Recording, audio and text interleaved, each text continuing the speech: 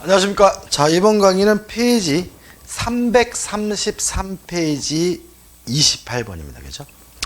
자, 환매에 관한 내용들이 나오고 있는데 이게 중요한 건 아닙니다. 일단 환매 개념에서 조심할 것은 매도 담보를 설정하면서 환매 특약을 한다는 거 좀 조심하시기 바라고, 등기할 때는 부기등기 방식으로 하고요. 그 다음에 특징은 매매계약과 환매특약은 반드시 동시해야 된다는 점. 그 다음에 기간의 제한이 있어요. 부동산은 5년, 동산은 3년을 초과하지 못하고요. 가장 중요한 특징은 이 기간을 연장을 하지 못하도록 금지하고 있다는 점이죠. 따라서 28번 옳은 것을 찾는데 1번 X예요. 동시해야 돼요. 2번 맞죠? 부동산은 5년, 동산은 3년을 넘지 못하고. 3번 매수인은 목적 부동산의 제한 물건 물론 설정하는 거 가능하고요. 4번 환매권은 물권적 취득권이 아니고요. 5번 원칙적으로 과실과 대금이자는 상계되는 것으로 보기 때문에 5번도 뭐죠? X가 되죠. 넘기셔서 29번인데 옳지 않는 것을 찾네요. 답은 뭐죠? 5번입니다. 왜냐하면 기간은 연장하는 것이 금지되어 있죠. 답은 5번이죠. 30번 맞는 것을 찾습니다. 1번 원칙적으로 과실과 이자는 상계하는 것으로 보기 때문에 원칙은 예외는 있죠. 그죠? 따라서 과실을 취득하고 대금의 이자를 지급해야 된다는 질문은 X고요. 2번 환매권 특약만 물론 소멸시키는 거 가능하고, 3번 환매권도 일종의 재산권이기 때문에 채권자 대위권의 객체가 되기 때문에 옳은 것은 3번이고요. 4번 양도할 수 있고요. 그 다음에 공유지분도 환매의 대상이 되는 거 가능합니다. 31번입니다. 틀린 것 2번 부동산을 5년, 동산을 3년을 초과할 수 없고 연장할 수가 없습니다. 32번 틀린 걸 찾죠. 3번이 답이죠.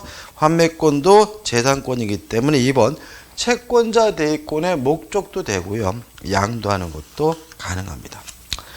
넘기셔서 33번입니다. 틀린 거 4번 연장할 수 있다. X죠. 보시면 문제가 계속 뭐예요?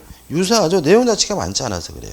그 다음에 33번 문제도 마찬가지입니다. 연장할 수가 없습니다.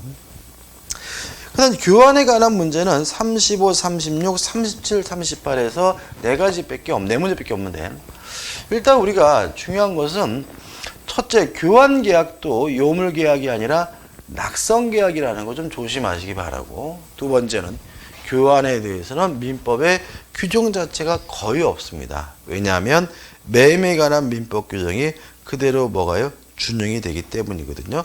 그래서 문제를 풀다가 교환이 나왔는데 잘 모르겠으면 매매로 바꿔서 이해하려고 시도해보는 것도 한 가지 방법이 되고요.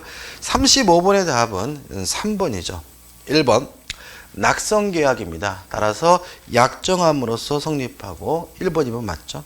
그 다음에 3번 요식계약이 아니라 뭐죠? 불요식계약이고, 4번 보증금 약정을 하는 거 물론 가능하죠. 4번, 5번도 맞습니다. 36번은 1번이 답이죠. 매매에 관한 민법 규정이 그대로 적용이 되기 때문에 1번이 답입니다. 넘기셔가지고 37번 교환의 성질과 관계없는 것은 낙성계약이죠. 따라서 2번 요물계약이 답이 되겠죠. 38번 틀린 것을 찾는데 낙성계약입니다. 따라서 실제로 요물계약이 아니기 때문에 교환은 급부를 현실적으로 이행하는 요물계약이다라는 지문이 5번이 뭐죠? X가 되는 거죠. 자, 이제 심야 사례 문제에서 사례 문제들이 나오고 있죠. 1번 2014년 5월 1일 갑이 그의 건물을 을에게 매도하면서 같은 해 5월 10일 계약금을 그로부터 2개월 후에 중도금 및 잔금을 지급받기로 하였다. 다음 설명 중 틀린 것은 1번 갑을 사이의 계약금 계약은 낙성 계약이다. X죠. 계약금 계약은 요물 계약입니다. 2번 해약금으로 추정하고요. 3번 계약금을 지급하지 않았다면 계약금 약정을 물론 해지할 수는 있을 것이고, 그 다음에 3번. 이미 중도금이 지급됐다면 계약금을 위한 해제는 할 수가 없고요. 그 다음에 5번도 마찬가지겠죠.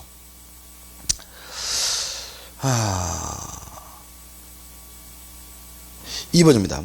갑은 자신이 2억 원 상당 건물을 을의 토지와 교환하는 계약을 체결하면서 을로부터 1억 원을 보충하여 지급받기로 하였다.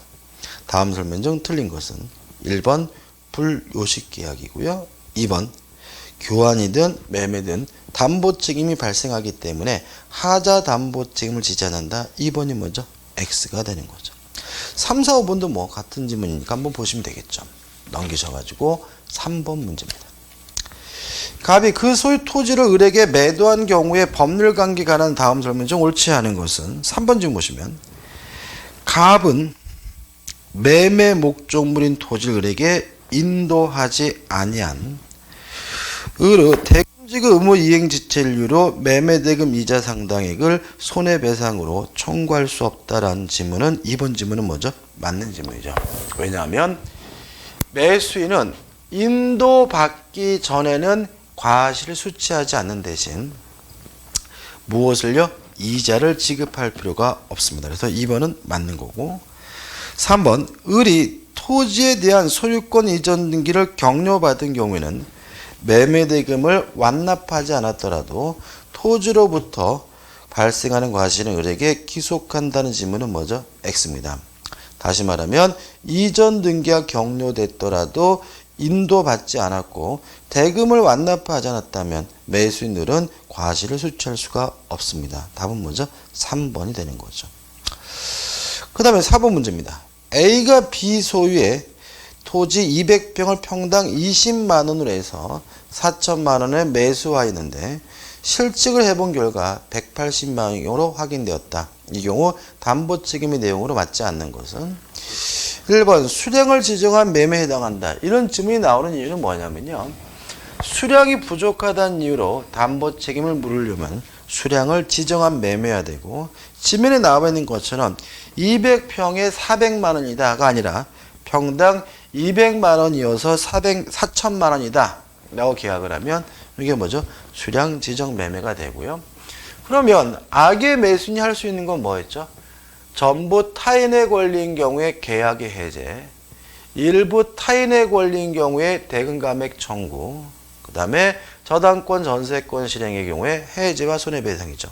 요 세 가지만 할 수 있으니까 요 수량 부족의 경우에는 악의 매수인에게 인정되는 것이 아무것도 없어요. 따라서 2번 A가 선인 경우 안에 담보 책임을 물을 수 있다. 맞는 지문이고요. 3번 A는 계약한 날로부터 1년 이내에 이렇게 나와 있는데, 자, 선의 매수인만 담보 책임 물을 수 있고요. 선이면 언제부터 1년인가요? 안 날로부터 1년이겠죠. 따라서 계약한 날로부터 X가 되고 답은 3번이 됩니다. 4번 담보 책임 내용은 권리의 일부가 타인에 속한 경우의 담보 책임 내용과 같아요. 왜냐하면 대금 감액을 청구할 수 있고 해제할 수도 있고 손해배상을 청구할 수가 있으니까 5번도 먼저 맞는 질문이죠. 5번입니다. 이것도 수량 부족에 관한 문제고요. 3번 읽어보시면 을이 악인 경우 계약의 목적을 달성할 수 없는 때에 계약 해제를 주장할 수 있다. X입니다. 수량 부족의 경우에는 악의 매수인에게 인정되는 것은 단 한 가지도 없습니다. 넘기셔서 6번입니다. 갑은 을로부터 토지 500평을 매수하였는데 그중 100평이 을의 소유가 아니어서 그 부분에 소유권 인정받을 수 없었게 됐다. 갑이 을에게 주장할 수 있는 권리에 대한 기술로서 틀린 것은? 그럼 이거는 일부 타인의 권리죠. 그러면 일부 타인의 권리인 경우에 악의 매수인도 대금 감액을 청구할 수가 있기 때문에 5번 100평 토지가 을의 소유가 아님을 갑이 알고 있었을 때에는 대금 감액을 청구할 수 없다는 지문은 X가 되는 거죠. 여기까지입니다. 그렇죠? 자, 이제 챕터 5에서 임대차에 관한 문제로 들어가게 됩니다. 자, 기본 개념 문제에서 1번이 나오는데, 다음은 지상권과 임차권을 비교 설명한 것이다. 맞는 것은? 항상 제가 주의사항 드리면서 말씀드리는데, 임대차에 관한 문제를 푸시면서 주택임대차보호법을 생각하시면 안 됩니다. 주택임대차보호법이라는 것은 주택에 관한 임대차를 특별히 보호하는 법이니까 주택에 관한 임대차에만 적용되는 거예요. 따라서 주택이란 말이 없다면 절대로 주택임대차보호법은 생각도 하지 마시고 떠오르시지도 않으셔야 합니다. 자, 맞는 것을 찾는데 1번. 지상권의 경우에는 치료를 안 냈다는 이유로 소멸 청구하려면 5년이 아니라 2년이고요. 임차권의 경우에는 차임을 지급하지 않았다는 이유로 임대차 계약을 해지하려면 1기가 아니라 2기이기 때문에 1번은 뭐죠? X가 되죠. 2번. 지상권은 무상이 원칙입니다.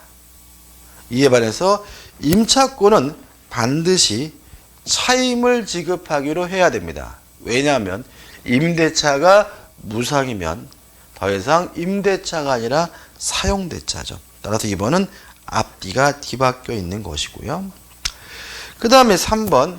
지상권도 임차권도 채장기간에 대한 제한이 없습니다. 다만 지상권은 지상물의 종류에 따라서 30년, 15년, 5년 하는 채단기가 보장되지만 임대차는 채단기간이 보장되지 않습니다. 따라서 3번도 X고요. 4번. 지상권의 경우에는 지료 증감증후권 인정됩니다. 또 임대차의 경우에는 차임 증감증후권 인정되기 때문에 옳은 것은 먼저 4번이죠. 5번.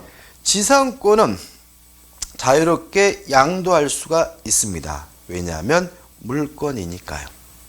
이에 반해서 임차권은 임대인의 동의를 얻어야지만 양도할 수가 있기 때문에 5번도 뭐죠? X가 되는 거죠. 넘기셔가지고 2번이죠. 또 나와있죠? 틀린 것인데 3번 보면 될 것 같은데 5번 보시면 지상권자는 지상권 소멸 후에 투하자본 회수 방법으로 부속물 수거권과 매수 청구권을 가지나 X입니다. 지상권의 경우는 부속물 매수 청구권이 아니라 지상물 매수 청구권이 인정되고요. 더더구나 임차인에게도 지상물 매수 청구권이 인정되고 특히 건물에 관한 임대차의 경우에는 임차인에게는 부속물 매수 청구권이 인정되기 때문에 5번은 뭐죠? X가 되는 거죠. 3번 문제입니다. 임대차에 관한 설명 중 잘못된 것은 1번. 임차인의 과실로 목적물을 소실했어요. 당연히 책임을 져야 되겠죠. 따라서 임차인은 임대인에 대하여 보관 의무 위반에 기한 채무불이행 책임을 면할 수 없다, 부담해야 된다. 맞는 지문이 되겠죠. 4번을 보시면 부동산 임차권을 등기하면 그때부터 임차권은 물권이 된다. X입니다. 호박에다가 줄 군다 그래서 수박으로 바뀌는 건 아니죠. 다시 말하면 등기한다면 대항력이 인정될 뿐 임차권의 성질이 채권에서 물권으로 바뀌는 것은 아니기 때문에 답은 4번이 되는 거죠. 4번 문제입니다. 옳은 걸 찾네요. 1번. 임차권은 채권이기 때문에 대항력이 없지만 임차권 등기라거나 또는 토지 임대차의 경우에는 지상의 건물을 등기하면 제3자에게 대항력이 생기기 때문에 1번은 뭐죠? X가 되고요.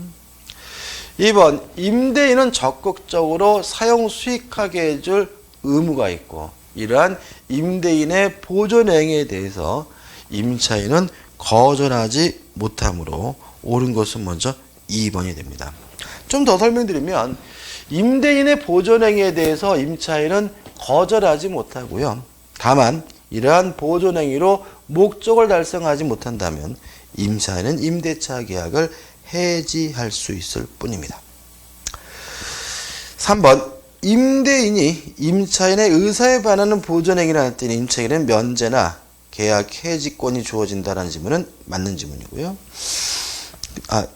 임차인에게는 계약 해지권이 주어진다는 말은 맞지만 임차인에게는 면제라는 말은 뭐죠? X겠죠. 4번 임차물의 일부가 임차인의 가실 없이 멸실 기타 사용할 수 없는 경우에는 임차인은 언제나 계약을 해지할 수 있는 것이 아니라 목적을 달성할 수 없는 경우에만 계약을 해지할 수 있고요. 5번 차임을 지급하지 않았다는 이유로 임대인이 임대차 계약을 해지하는 것은 2년이 아니라 2기이기 때문에 5번도 뭐죠? X가 됩니다. 옳은 것은 2번 한 가지네요. 자, 5번 문제입니다. 잘못된 것을 찾죠? 4번이 답이죠. 임차권은 물권이 아니라 채권이기 때문에 임대인의 동의가 있어야지만 임차권을 양도 전대할 수 있고요. 만약에 임차인이 동의 없이 무단으로 양도 전대하게 되면 임대인은 임대차 계약을 해지하는 것이 가능합니다.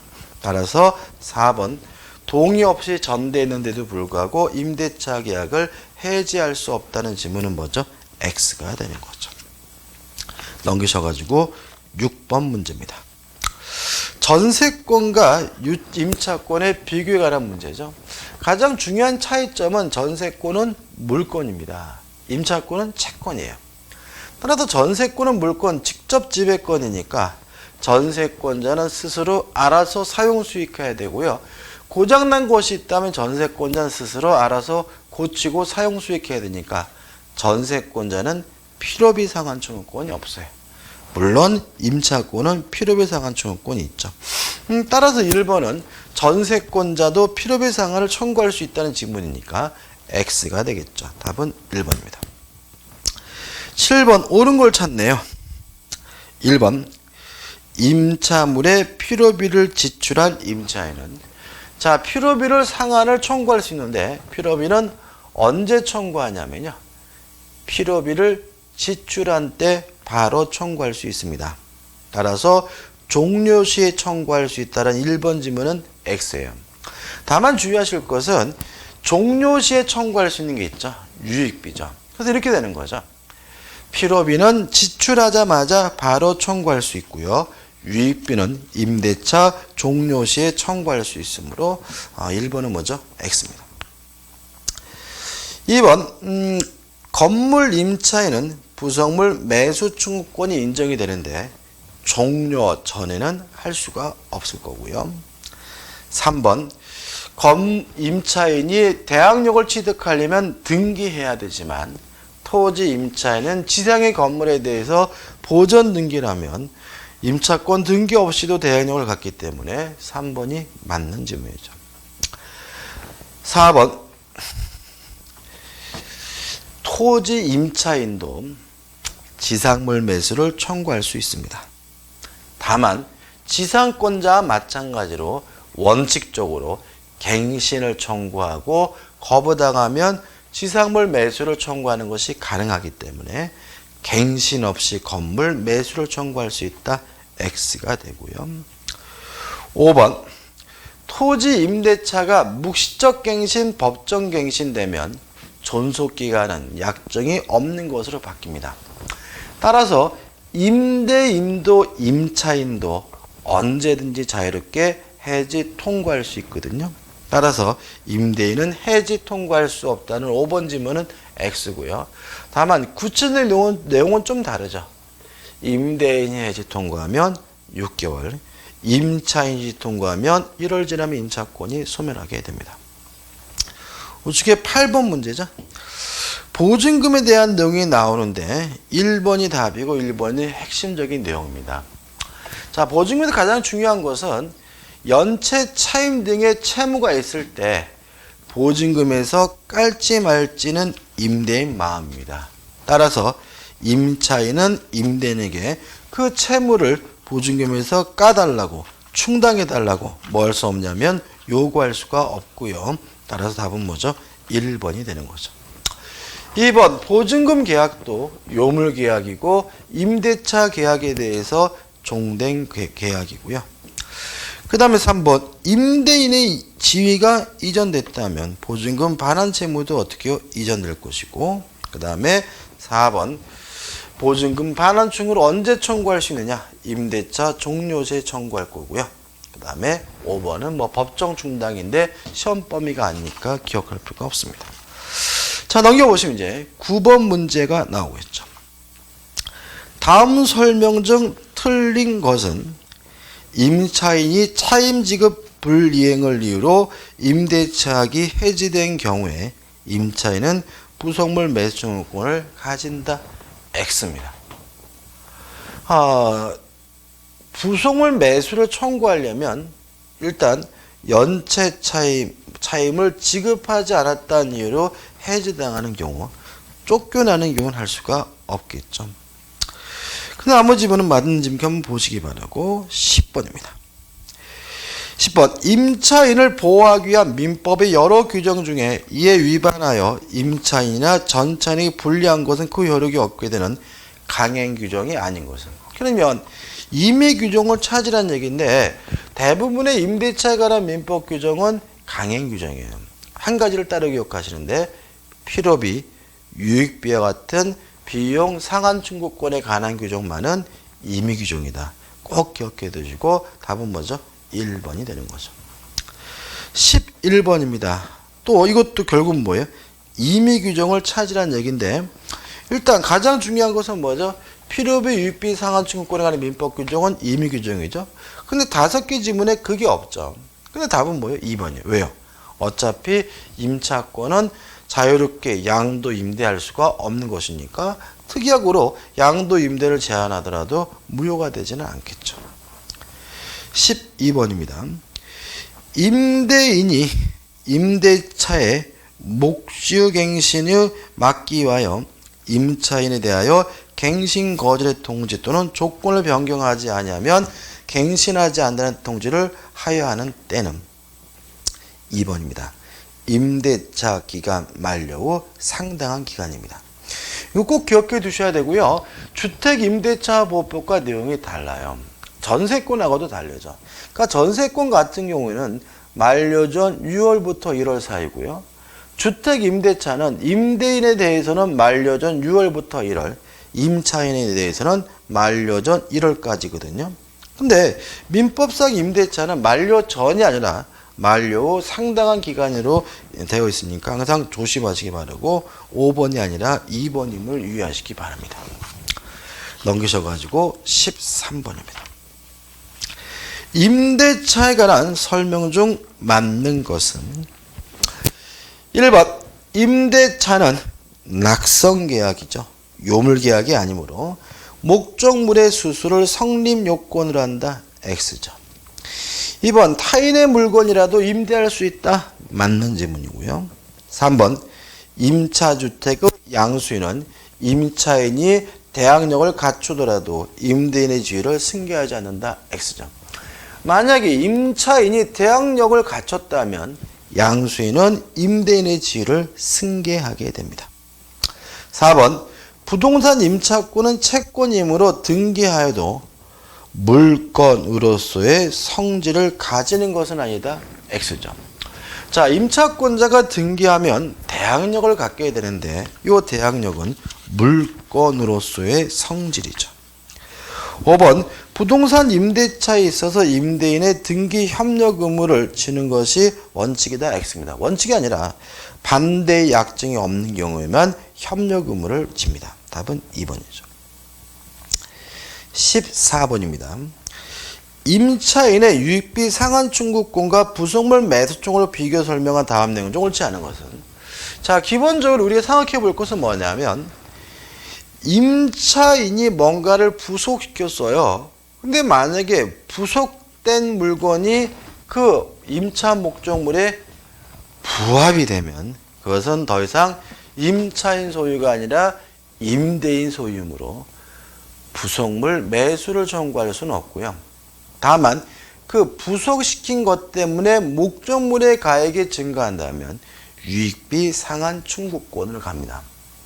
또 하나 주의하실 것은 부속물 매수 청구권에 관한 민법 규정은 강행 규정이기 때문에 특약으로서 배제할 수가 없지만 유익비 상한 청구권에 관한 민법 규정은 임의 규정이기 때문에 특약으로서 배제하는 것이 가능하다는 점이죠. 그래서 옳지 않는 것을 찾는데 1번 보세요.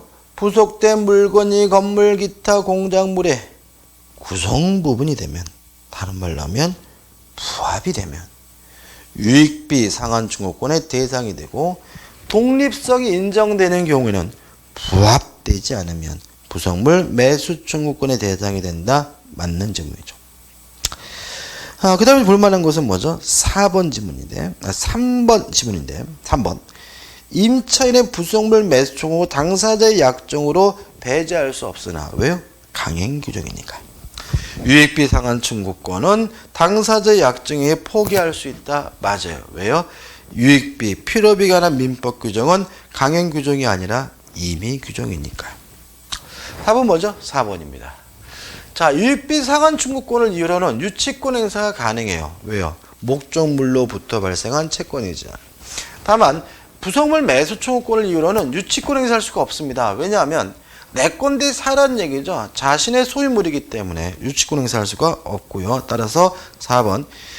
임차인은 부속물 매수 청구권에 관하여 유치권을 행사할 수 있으나 유익비 상환 청구권에 대해서는 유치권이 인정되지 않는다는 질문은 앞뒤가 뭐죠? 뒤바뀌어 있고 X고, 그 다음에 5번도 기억해 두셔야죠.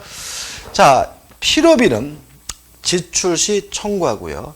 유익비는 임대차 종료 시 청구하는데 행사 기간에 제한이 있어요. 반환받은 날, 반환한 날로부터 6개월 내에만 행사할 수 있고 꼭 기억해 두시고, 물론 부속물 매수 청구권에 대해서는 그러한 제한이 없습니다. 15번입니다. 차임 증감 청구권에 관한 설명 중 옳지 않은 것은? 답은 뭐죠? 2번이죠. 다시 말하면 경제 사정 등이 변경됐다는 이유로 증감을 청구할 수 있는 것은 월세만 그런 것이 아니라 보증금에 대해서도 가능하기 때문에 당연한 답은 뭐죠? 2번입니다.